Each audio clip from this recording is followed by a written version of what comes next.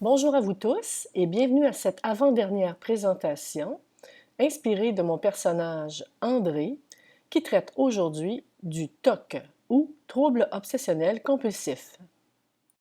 Qu'est-ce donc que le TOC ou trouble obsessionnel compulsif? Ce problème est caractérisé par deux éléments. D'abord, des pensées récurrentes, persistantes, non désirées et intrusives, qu'on appelle les obsessions. Le deuxième élément, ce sont des comportements répétitifs que les patients ou les personnes atteintes de ces obsessions vont se sentir poussés à faire pour essayer de réduire l'angoisse et l'anxiété que provoquent ces obsessions-là. Et ces comportements répétitifs s'appellent les compulsions. Attaquons-nous au premier élément, les obsessions. Quelles sont donc les principales obsessions? Il peut s'agir par exemple de la peur d'un préjudice ou d'un risque pour soi-même ou pour les autres. Je me souviens entre autres d'un patient qui craignait que sa fille ait un accident s'il ne marchait pas sur les lignes du trottoir, précisément à ces endroits. Il s'agit d'un exemple, il y en a des centaines et des milliers d'autres. Un des éléments également assez fréquents est de craindre un danger. Un danger, par exemple, comme d'avoir une maladie, un cancer ou autre phénomène qui peut menacer la survie. Il peut y avoir également, et ceci est assez fréquent, la peur de la contamination, ce qui amène, vous allez le voir un peu plus loin, des gestes comme le lavage de mains répétitif et prolongé ou des douches ou des bains prolongés. Une autre obsession fréquente, le doute. La personne a peur, par exemple, de laisser la porte ouverte ou la cuisinière en fonction.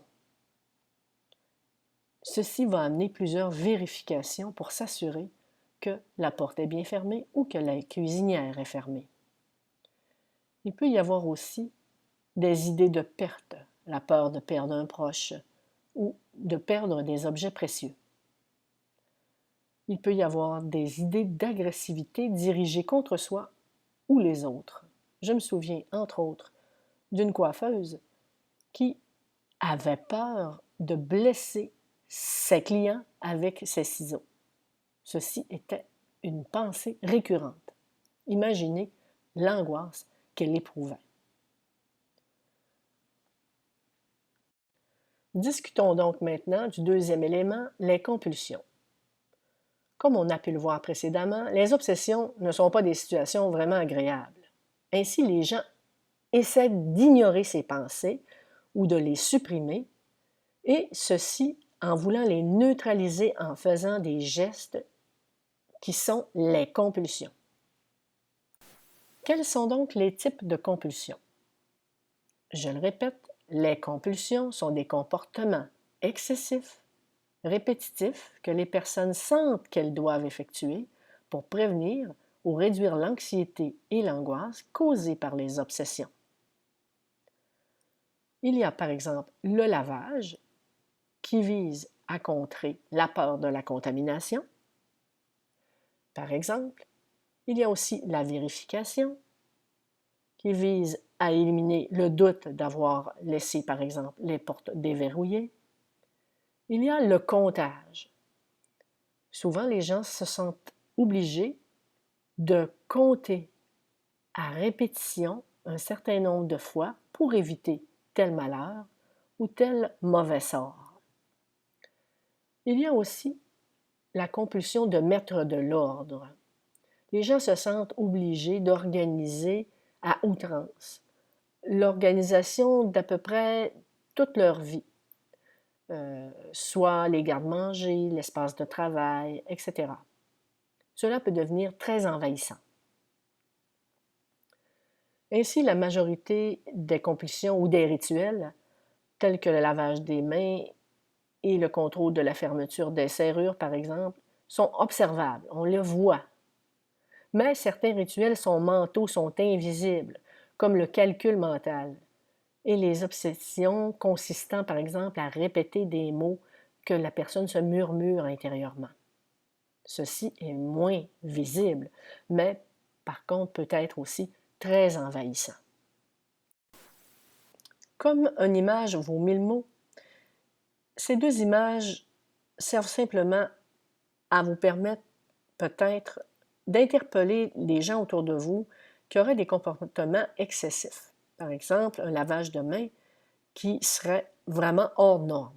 Évidemment, par les temps qui courent, il est normal de se laver les mains plusieurs fois par jour pour contrer la COVID-19. Mais s'il s'agit d'un lavage de 2 à 3 heures par jour minimum, il faut demander à la personne si cela a un but d'éviter, par exemple, une contamination et une crainte intérieure intense d'être contaminé. De même pour l'organisation. Il est bien de pouvoir s'organiser pour retrouver les choses lorsqu'on en a besoin, mais lorsque cela amène une anxiété importante de ne pas le faire, cela pourrait être un signe que la personne souffre d'un trouble obsessionnel compulsif. Dans le trouble obsessionnel compulsif, le degré de compréhension de son problème varie beaucoup d'une personne à l'autre.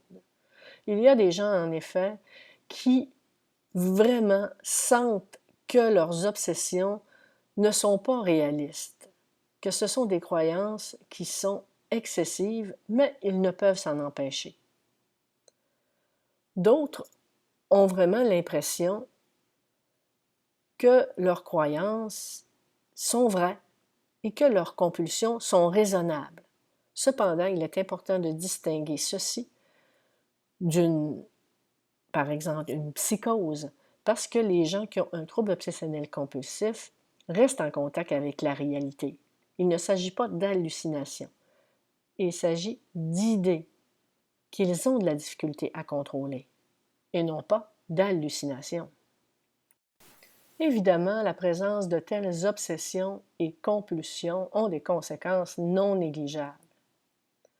Les personnes peuvent évidemment éprouver de la gêne ou craindre d'être stigmatisées par leur entourage. Donc, ils vont souvent dissimuler leurs obsessions et leurs rituels. Du moins, essayer de les dissimuler le plus possible. Mais de telles manipulations répétitives et de tels envahissements de la pensée peuvent avoir une répercussion autour de ces personnes avec leurs relations, avec leurs parents, avec leurs enfants, etc.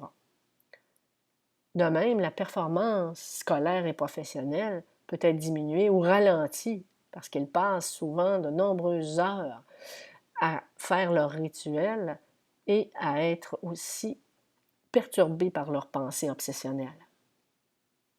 De même, il peut y avoir des conséquences sur la santé psychologique à d'autres niveaux, comme par exemple une dépression majeure qui se surajoute aux troubles obsessionnels compulsifs. Ceci est assez fréquent. Parmi les troubles psychologiques concomitants aux troubles obsessionnels compulsifs, on peut retrouver très fréquemment des troubles anxieux, dans 75 à 76 du temps, de même que des troubles de l'humeur. Une dépression le plus souvent, dans 41 du temps, ou un trouble bipolaire, dans 22 du temps. Il peut y avoir aussi association de troubles de la personnalité, notamment la personnalité obsessionnelle compulsive. Donc, on doit la distinguer du trouble obsessionnel compulsif. Alors, la personnalité obsessionnelle compulsive a un souci permanent d'ordre, de perfection et de contrôle, mais n'a pas nécessairement l'ensemble des rituels et des pensées obsessionnelles qu'on retrouve dans le trouble obsessionnel compulsif. Il peut y avoir aussi des abus de substances associés au trouble obsessionnel compulsif. Un des excellents exemples de trouble obsessionnel compulsif dans un film est l'excellent film Pour le pire et le meilleur avec Jack Nicholson, où il incarne à la perfection une personne atteinte d'un trouble obsessionnel compulsif. Vous avez une illustration très bien réussie des rituels que la personne entreprend pour essayer de contrer ses obsessions, ses pensées obsessionnelles. Quels sont donc les éléments du traitement du trouble obsessionnel compulsif? Normalement, il y a association de psychothérapie et de médication, comme c'est souvent le cas dans les autres problèmes de santé psychologique. La psychothérapie qui sera choisie le plus souvent est d'orientation cognitivo-comportementale. Nous allons donc pouvoir exposer les gens et essayer de prévenir leurs rituels en faisant faire des exercices.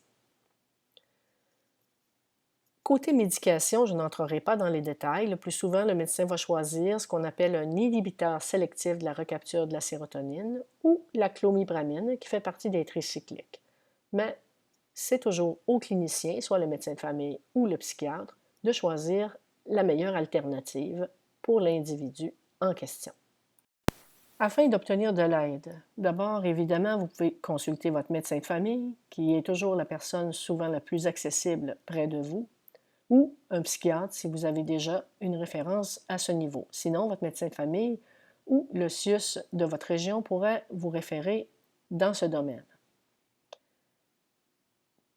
Afin de pouvoir consulter un psychologue, vous pouvez avoir accès à l'Ordre des psychologues du Québec à l'adresse qui figure à l'écran. Il y a aussi la Fondation québécoise pour le trouble obsessionnel compulsif à l'adresse indiquée et des renseignements très intéressants sur un site du gouvernement du Québec pour troubles obsessionnels compulsifs à l'adresse indiquée. D'autres informations sont également disponibles dans la région de Montréal au Centre d'études sur les troubles obsessionnels compulsifs et l'éthique, CETOC, ou dans les CIUS ou CIS de votre région.